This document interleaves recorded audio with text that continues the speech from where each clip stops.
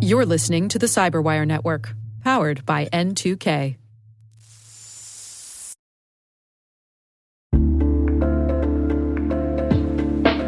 Hey everybody, I want to take a few minutes here and talk about our sponsor, Splunk.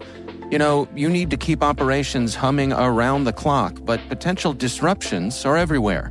Splunk helps you predict problems and find and fix issues fast, so you can reduce risk and ditch downtime.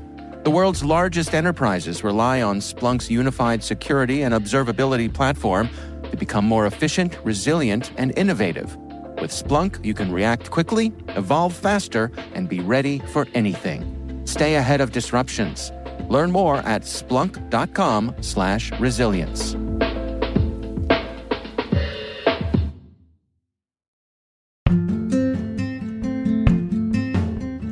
My name is Roya Gordon, and I'm a Security Research Evangelist.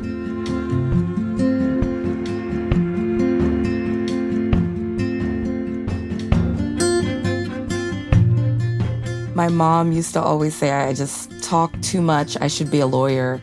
And I actually liked that idea. So in middle school and high school, I was in pre-law magnet programs. Like, I thought I was going to be a lawyer. I had no idea of what cyber was. So my path was to be a lawyer.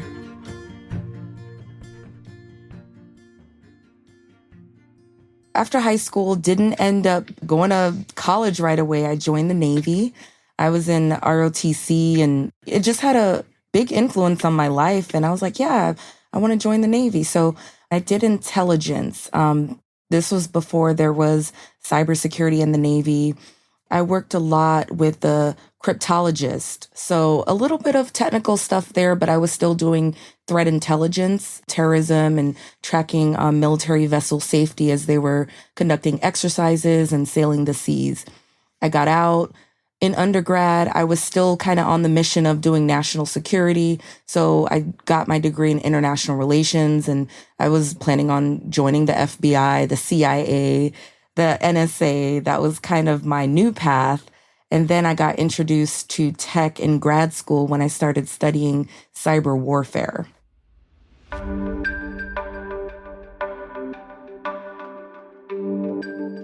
I was originally looking at other parts of the IC, the Intel community, and so I was applying everywhere, NGA, FBI, DIA, you name it. And in grad school, I got picked up by the NSA, and they gave me a conditional job offer, and they were like, you know, if your clearance comes back good, then you'll be a part of NSA's like cyber program. It was a 3-year program. I got to learn all about the agency. So once I realized I was going to be in the NSA, I was like, crap, I should probably start learning about cyber stuff because up until that point, I just had no clue. So that's when I kind of took it upon myself to choose a capstone project at my alma mater in cyber warfare because I wanted to kind of have some kind of basis as to what cyber was. And I got to learn about nation-state threat actors, and it wasn't technical, it was more theoretical, but that's kind of how I started getting into cyber because I was NSA bound.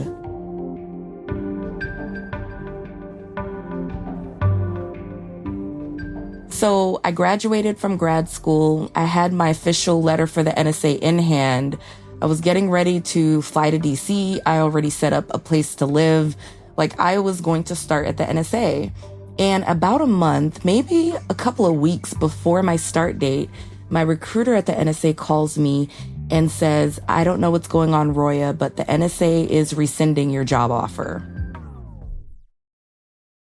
So I'm like, okay, what does this mean? And she's just like, I don't know, you're going to have to write a letter to the NSA, but you're not going to be starting, like, you no longer have a job here. So that kind of put me on my butt, for a lack of a better term, because I didn't know what I was going to do now. I thought I had it planned out. So I was back to square one.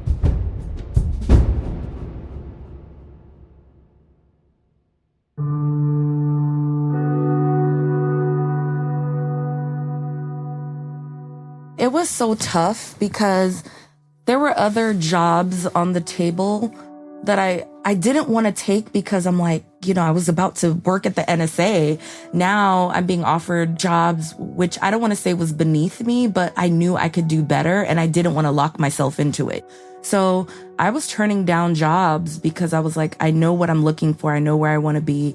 It was difficult. Like the first 3 weeks, I don't think I did anything but like cry. I know, moment of vulnerability because I was crushed. I moved back into my parents' house and I have no job now.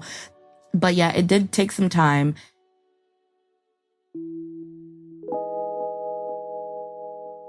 So I started just looking up intelligence jobs and I realized there's a lot of private companies that want intelligence. So I started applying to all of these cyber jobs that I personally was not qualified for, but I applied anyway. And I applied for a position at Idaho National Laboratory. I think the job description was cybersecurity researcher. And I read it and I'm like, I can research stuff. So I applied and the recruiter, bless her heart, because she could have just tossed my resume to the side. But she was like, you know what? We're looking for someone with more technical chops for this position, so you don't qualify. However, there's another part of the lab that I think your background and your skills matches up perfectly with. So she passed me on to someone else and it was like an 8-hour interview. And after all that, they said, you know what? You have all the other skills that we're looking for. You have an intel background. You're analytical. You know how to write. You know how to brief. We'll teach you the cyber stuff. And they hired me. And for 3 years, I dove right into OT, ICS cybersecurity head first. I went from like a medium-sized company like at Idaho National Laboratory to like Accenture. 500,000 people worldwide, such a large company, to now at a smaller company, Nozomi Networks. What I like about it is I get to learn so much more outside of my role, but it also enables me to do my job. So at a big company, everyone kind of gets pigeonholed into doing one thing and you do it well, but you're never going to learn everything else. And because the company is so small, I see myself interacting with marketing and PR, with the sales engineer, with BD and alliances, and then of course with the security research team that I'm a part of. And I get to see the big vision of a technology company and not just the one small thing that I do. So during the pandemic, I gave a lot of cybersecurity advice to a lot of my friends and associates that lost their jobs. They didn't know what to do now, and they were looking at me like, you seem to be doing great and you're in cybersecurity. How do I get into it? And I had to say, hold on, let's utilize and leverage your background and your experience into cyber. So, for example, I know someone who lost her job at a financial institution. I was like, financial institutions need cyber.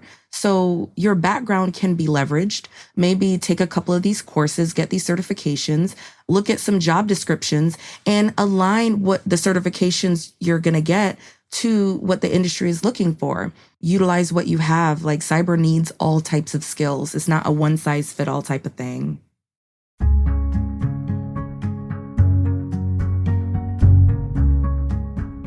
I think me being a woman in this field seems to, and I don't want to say hurt me more, but I seem to have more run-ins with that being an issue versus me being a person of color.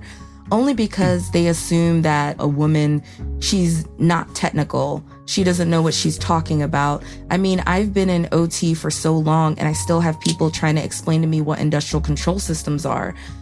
Outside of that, I don't think I've experienced that. Thankfully, I've just been working with people more open, more cultured, and just respect me a little bit more.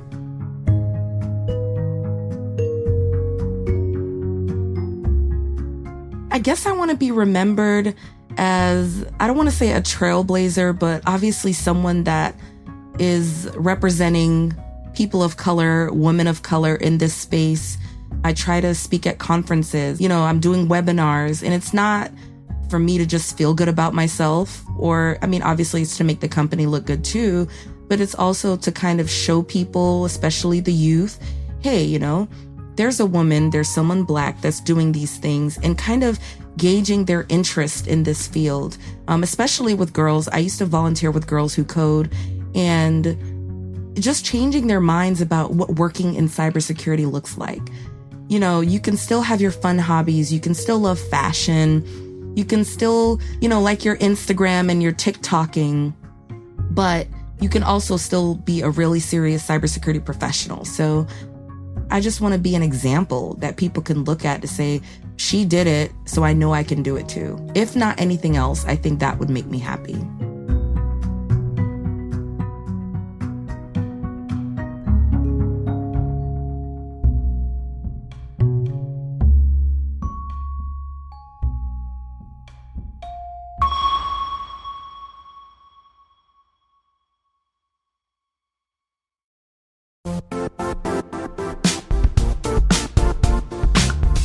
Now, a word from our sponsor, the Johns Hopkins University Information Security Institute, currently seeking qualified applicants for its innovative Master of Science in Security Informatics degree program. Study alongside world-class interdisciplinary experts and gain unparalleled educational, research, and professional experience in information security and assurance.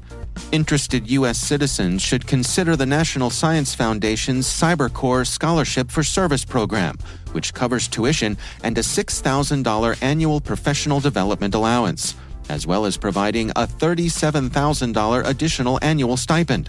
Apply for the scholarship and the fall semester by March 1st. Learn more at cs.jhu.edu/MSSI.